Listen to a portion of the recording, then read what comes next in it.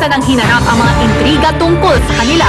Sa darating na Lunes, isa na namang fantaserye ang tiyak na susubaybayan ng mga kapamilya, ang Mutya. Kaninang hapon, formal nang ipinakilala sa press ang buong cast ng teleserye. Pagbibidahan ito ng upcoming child superstar ng bayan, ABS-CBN's newest discovery na si Mutya or Kia. Una nang gumanap na batang Jessie Mendiola si Mutya sa afternoon seryeng Sabel. Makakasama rin ni Mutya sa seryeng ito ang mga most in-demand names in primetime TV. Isa na rito ang nagbabalik kapamilyang si Alfred Vargas.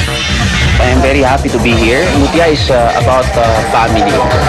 It's about the sadness of being alone. Kung gaano ka-importante yung pamilya. Meanwhile, isang matinding pagsubok ang hinaharap ngayon ng aktor sa kanyang personal na buhay. Ang pagkamatay ng kanyang ama kamakailan lang dahil sa cardiac arrest.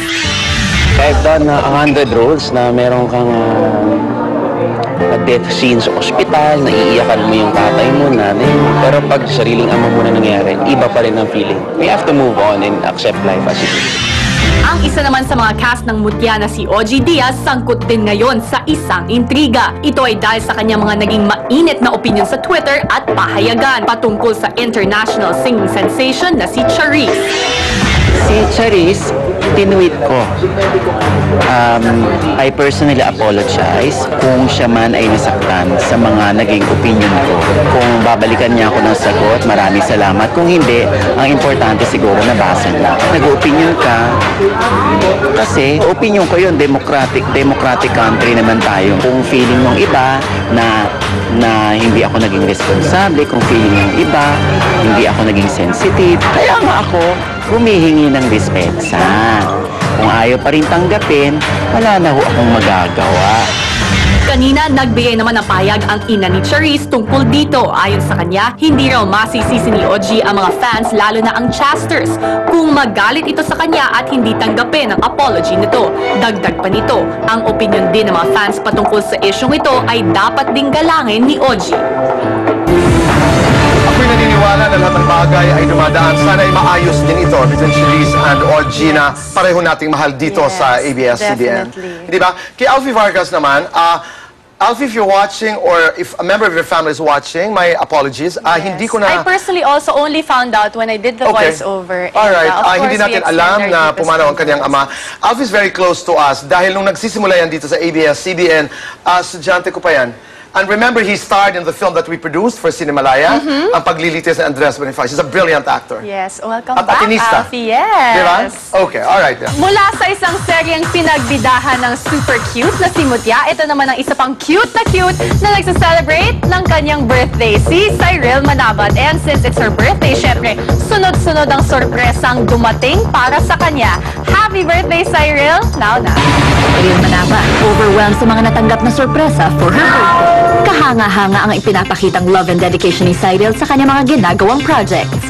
Kaya naman ang mga kapamilya niya, sinigurado na gawing espesyal ang kanyang 7th birthday. Ang mga kasamahan ni Cyril sa teleserye Noah, naghanda ng special gifts. Ito rin po, binigay nila sa akin to ni Chang Mei. Ng PM po namin. Ito naman po, bigay po ng lahat ng produkto. Hello Kitty po siya. Ng Noah family. Mahilig ka ba sa Hello Kitty? Opo, collection ko po. Easy dyan. Anong regalo sa'yo? Regalo po niya sa akin, wala pa po. Pero sa Christmas po, ang regalo niya sa akin, malaking bear. Hindi naman nagpahuli ang SCQ family na bigyan ng surprise birthday bash ang kanilang kitty host. 5, 4, 3, 2, action! Grabe, pati ako napaiyak. Happy birthday to you! Ang cute na si Clarence. Very shy nang bigyan ng birthday kiss si Cyril. Siyempre, hindi rin nagpatalo ang co-host ni Cyril na si Bugoy Carino. More projects and stay pretty. Yeah!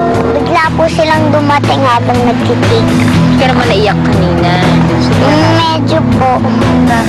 Kasi po natuwa po ako. Kala ko po hindi nila may iisip. Birthday wish mo? Birthday wish ko po, sana po more projects and more blessings. Talaga namang super enjoy si Cyril sa kanyang pag-aartista, lalo pa nang masubukan niya ang hosting at masamahan ng mga aspiring kitty superstars sa kanilang journey. This Saturday on SCQ, abangan ang drama challenge ng mga SCQ boys kasama si Erich Gonzalez. Sa Sabado na rin malalaman kung sino sa mga boys ang pasok sa Final 3 who will make it to the magic circle of 6. Cute I like it when they say more projects and more blessings. At 7 years old, more projects po, more blessings. 7 ka lang. At nagselos ka kay Clara. I mean, Oo. Clarence. Actually, sana birthday ko na parang birthday ko gusto ko din ng picture.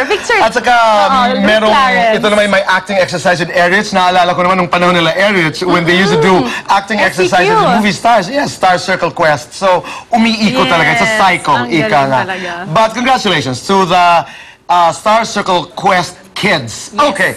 Next, mga kaibigan, Chris Aquino, Jaja Padilla, Lucy Torres Gomez at Liz Uy. Sama-samang nagbonding sa Bali, Indonesia. At Precious Lara Higaman engaged na raw sa boyfriend na si Wow. Marco Alcaraz. The sweet details of their engagement abangan sa pagbabalik ng SME.